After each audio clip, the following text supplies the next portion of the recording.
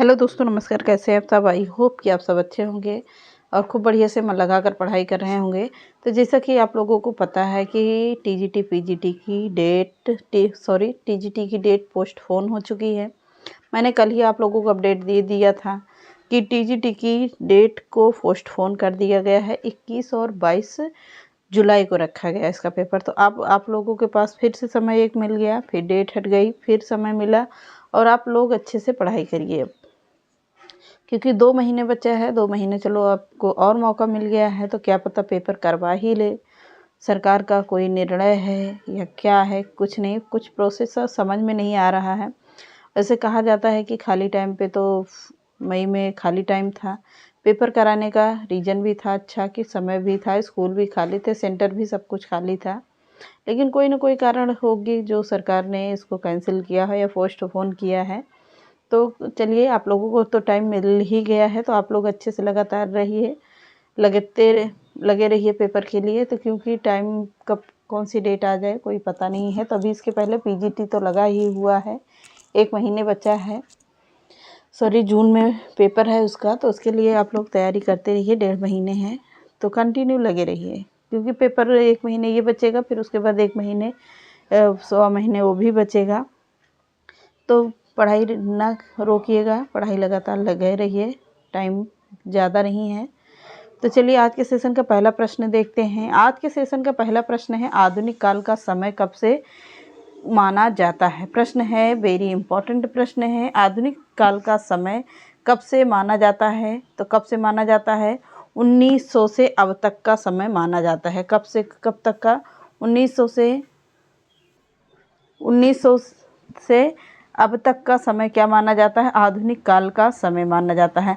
अगला प्रश्न है, जयशंकर प्रसाद की सर्वश्रेष्ठ रचना कौन सी है? तो जयशंकर प्रसाद की कामायनी, जो अवधी भाषा का एक ग्रंथ है जयशंकर प्रसाद का, वह है क्या? एक महाकाव्य के रूप में है। महाकाव्य है क्या? कामायनी। अगला है, बिहारी ने क्या लिखे हैं? तो बिहारी जी ने दोहे लिखे हैं। क्या? दोहे लिखे हैं। अगला प्रश्न है, कबीर किसके शिष्य थे? तो कबीर रामानंद के शिष्य थे। किसके? रामानंद के शिष्य थे। कौन? कबीरदास जी के बारे में बात कर रहा है प्रश्न। अगला प्रश्न है, पद्मावत महाकाव्य कौन सी भाषा में है? तो पद्मावत कौन सी भाषा में है? तो पद्मावत है अवधी भाषा में है। इसके पहले देखिएगा, मैंने अभी ये ही प्रश्न इसके कल शायद करवाया था। तो पद्मावत एक महाकाव्य है जो अवधी भाषा में है। अगला प्रश्न है, चंपू किसे कहा जाता है? तो चंपू गद्य और पद्य मिश्रित रचनाओं को चंपू शैली कहा जाता है। अगला है, कलाधर उपनाम से कविता कौन से कवि लिखते थे? तो कलाधर उपनाम से कविता जयशंकर प्रसाद लिखते थे। मैंने इनके बारे में एक दिन डिटेल भी पढ़ा है, वीडियो पर जाकर देखिएगा चैनल पर।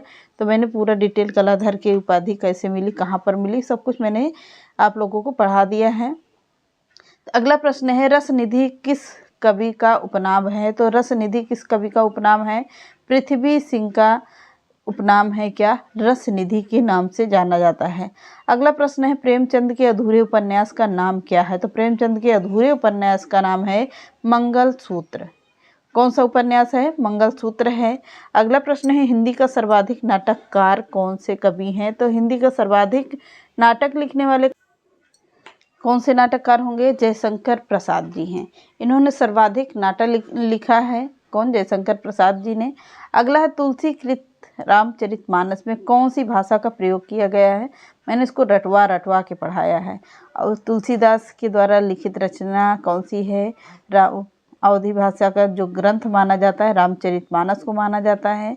रामचरितमानस लिखा किसने है? तो तुलसीदास ने लिखा है। कितने कांडों में विभक्त है? 7 कांडों में विभक्त है। और रामायण किस भाषा में है? तो पूर्णतः संस्कृत भाषा में है। और लिखा किसने है? तो वाल्मीकि ने लिखा है। क्लियर हुआ? आगे बढ़िए। एकांकी के जन्मदाता कौन है? तो एकांकी किसकी रचना है? धर्मवीर भारती की रचना है एकांकी। अगला, मीराबाई के किस भाव से कृष्ण की उपासना की है? मीराबाई ने किस भाव से वो कृष्ण की उपासना की है? तो माधुर्य भाव से किया है। अगला प्रश्न है, रामचरितमानस का प्रधान रस कौन सा है? तो शांत रस को रामचरितमानस में प्रधान रस के रूप में माना जाता है। अगला है, सबसे पहले अपनी आत्मकथा हिंदी में लिखने वाले कवि कौन हैं? ये प्रश्न पूछ रहा है। तो सबसे पहले अपनी आत्मकथा किसने लिखी है जो हिंदी में है? डॉक्टर राजेंद्र प्रसाद ने लिखा है। किसने? डॉक्टर राजेंद्र प्रसाद ने। अगला प्रश्न है, हिंदी कविता का पहला महाकाव्य कौन सा है? तो हिंदी कविता का पहला महाकाव्य है पृथ्वीराज रासो। क्या है? पृथ्वीराज रासो है। अगला प्रश्न है, हिंदी के सर्वप्रथम प्रकाशित पत्र का नाम क्या है? तो उदंत मार्तंड है। कौन है? उदंत मार्तंड है। अगला प्रश्न है, हिंदी साहित्य की प्रथम कहानी कौन सी है? तो हिंदी साहित्य की प्रथम कहानी है कौन सी? इंदुमती। अगला प्रश्न है, उदयभान चरित्र के रचनाकार कौन थे? तो उदयभान चरित्र के रचनाकार कौन है? ईसा अल्लाह खां हैं। कौन? ईसा अल्लाह खां हैं। अगला प्रश्न है, भारतेंदु युग का साहित्य व्यापक स्तर पर गदर से प्रभावित है किसकी पंक्ति है? तो यह पंक्ति किसकी मानी जाती है? तो रामविलास शर्मा की पंक्ति है। अगला प्रश्न है, भारतेंदु ने हिंदी साहित्य को एक नए मार्ग पर खड़ा किया है। वे साहित्य के नए युग के प्रवर्तक थे। कैसे युग के थे? साहित्य के नए युग के प्रवर्तक थे। किसकी पंक्ति है? तो पंडित रामचंद्र शुक्ल की पंक्ति है। अगला है, भारतेंदु युगीन साहित्य के जन्मवादी साहित्य किस आलोचक ने कहा है? तो रामविलास शर्मा ने कहा है। किसने? रामविलास शर्मा ने कहा है। बहुत ही इंपॉर्टेंट प्रश्न है। अगला है, भारतेंदु युग की समय सीमा कहाँ तक मानी जाती है? तो भारतेंदु युग की समय सीमा पूछ रहा है। वेरी इंपॉर्टेंट प्रश्न है।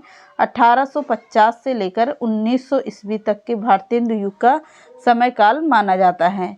अगला है, आगरा में स्कूल बुक सोसाइटी की स्थापना कब हुई थी? तो आगरा में स्कूल बुक सोसाइटी की स्थापना हुई थी 1833 ईस्वी में। कब हुई है? 1833 ईस्वी में हुई है। अगला प्रश्न है, हिंदी का पहला समाचार पत्र कौन है? मैंने अभी पढ़ाया जस्ट इसी क्लास में। तो उदंत मार्तंड है। उदंत मार्तंड समाचार पत्र के संपादक कौन है? ये प्रश्न है। तो कौन है? पंडित जुगल किशोर हैं। कौन होंगे? पंडित जुगल किशोर होंगे। अगला, वेदांत सूत्र का हिंदी गद्य में किसने अनुवाद प्रकाशित कराया था? तो वेदांत सूत्र का हिंदी गद्य में किसने अनुवाद प्रकाशित कराया था? तो राजा राम मोहन राय ने करवाया था। किसने? राजा राम मोहन राय ने करवाया है। अगला, हिंदी भाषा का प्रथम समाचार पत्र कब निकला था? तो हिंदी भाषा का प्रथम समाचार पत्र निकला था 1826 ईस्वी में। कब? 1826 ईस्वी में निकला था। अगला प्रश्न है, गोल्ड स्मिथ की रचना हर्मिट और डिटर्जेंट विलेज का हिंदी अनुवाद किसने किया था? बहुत ही वेरी इंपॉर्टेंट प्रश्न है ये, बहुत ही अच्छा प्रश्न है। फिर से देखिएगा, गोल्ड स्मिथ की रचना हर्मिट और डिटर्जेंट विलेज का हिंदी अनुवाद किसने किया था? तो श्रीधर पाठक ने किया था। अगला है, यमलोक की यात्रा किसकी? यमलोक की यात्रा निबंध किसका है? तो यमलोक की यात्रा निबंध है किसका? राधा चरण गोस्वामी का है। किसका होगा? राधा चरण गोस्वामी का है। अगला प्रश्न है, स्वर्ग की विचार सभा निबंध किसका है? तो स्वर्ग की विचार सभा निबंध है भारतेंदु हरिश्चंद्र का। किसका है? भारतेंदु हरिश्चंद्र का है। अगला प्रश्न है, तप्ता संवरण नाटक के नाटककार कौन है? तो तप्ता संवरण नाटक के रचनाकार होंगे श्रीनिवास दास जी। कौन होंगे? श्रीनिवास दास जी का है। बहुत ही इम्पोर्टेंट है। अगला प्रश्न है, किस आलोचक ने निबंधकार प्रताप नारायण मिश्र व बालकृष्ण भट्ट को क्रमशः हिंदी का एडिशन और हिंदी का स्टील कहा है? बहुत ही अच्छा प्रश्न है, पूछा जा सकता है। किस आलोचक ने निबंधकार प्रताप नारायण मिश्र व बालकृष्ण भट्ट को क्रमशः हिंदी का एडिशन और हिंदी का स्टील कहा है? तो किसने कहा है? रामचंद्र शुक्ल ने कहा है। अगला प्रश्न है, भारतेंदु हरिश्चंद्र का पहला मौलिक नाटक कौन सा है? तो भारतेंदु हरिश्चंद्र का पहला मौलिक नाटक है वैदिकी हिंसा न भवती। किसका नाटक है? भारतेंदु हरिश्चंद्र का है। अगला है, भारतेंदु के कुल नाटकों की संख्या है? तो भारतेंदु के कुल नाटकों की संख्या कितनी है? 17 संख्या है। कितनी? 17 नाटक लिखे हैं। अगला होगा, निःसहाय हिंदू उपन्यास के रचयिता कौन है? तो निःसहाय हिंदू उपन्यास के रचयिता हैं राधा कृष्ण दास। कौन होंगे? राधा कृष्ण दास हैं। अगला कश्मीर कुसुम किसकी रचना है? तो कश्मीर कुसुम है भारतेंदु हरिश्चंद्र की रचना। किसकी है? भारतेंदु हरिश्चंद्र की है। अगला है हिंदी नए चाल में ढली किसने कहा है? तो हिंदी नए चाल में ढली भारतेंदु हरिश्चंद्र की ये भी क्या है? रचना मानी जाती है। अगला है जुआरी खुआरी, वेरी इंपॉर्टेंट प्रश्न है। जुआरी खुआरी नाटक के रचनाकार कौन है? तो जुआरी खुआरी है प्रताप नारायण मिश्र का। किसका होगा? प्रताप नारायण मिश्र का है जुआरी खुआरी नाटक। अगला हिंदी प्रतीप पत्र के संपादक कौन है? तो हिंदी प्रतीप पत्र के संपादक होंगे बालकृष्ण भट्ट। कौन है? बालकृष्ण भट्ट किया है। अगला आयु क्रम की दृष्टि से भारतेंदु मंडल के सबसे वरिष्ठ सदस्य थे। सबसे वरिष्ठ सदस्य के बारे में पूछता है तो बालकृष्ण भट्ट हैं। कौन होंगे? बालकृष्ण भट्ट हैं। अगला भारतेंदु हरिश्चंद्र का जन्म किस वर्ष हुआ था? वेरी इंपॉर्टेंट ये भी प्रश्न है, कभी कभी पूछ ले जा सकता है। तो 1850 ईस्वी में किसका जन्म होता है? भारतेंदु हरिश्चंद्र का। अगला है आधुनिक हिंदी साहित्य का आरंभ कौन सा माना जाता है? तो आधुनिक हिंदी साहित्य का आरंभ वर्ष माना जाता है 1850 ईस्वी। कब का माना जाता है? तो 1850 ईस्वी का माना जाता है। अगला प्रश्न है भारतेंदु युग को पुनर्जागरण काल किसने कहा है? तो भारतेंदु युग को पुनर्जागरण काल किसने कहा है? डॉक्टर नागेंद्र ने कहा है। किसने? डॉक्टर नागेंद्र ने कहा है। अगला है बुड घोषणा पत्र किस वर्ष प्रकाशित हुआ था? तो बुड घोषणा पत्र हुआ था कब? 1800 ईस्वी में प्रकाशित हुआ था। कब हुआ? 1800 ईस्वी में है। अगला है संवाद कौमुदी पत्रिका के प्रकाशन में महत्वपूर्ण योगदान किसका था? ये प्रश्न है, इंपॉर्टेंट प्रश्न है। संवाद कौमुदी पत्रिका के प्रकाशन में महत्वपूर्ण योगदान किसका था? तो राजा राम मोहन राय का था। किसका होगा? राजा राम मोहन राय का था। इम्पॉर्टेंट प्रश्न है। तो ये रहे आज के कुछ इम्पॉर्टेंट प्रश्न, वन लाइनर थे। सुपर फास्ट रिवीजन क्लास थी ये। आप लोगों को अच्छे से अच्छे प्रश्न मिलते हैं और सिर्फ रिवीजन करने को मिलता है। तो यहाँ पर फालतू का टाइम तो जाता नहीं है। आप लोग चाहो तो प्रैक्टिस कर सकते हो।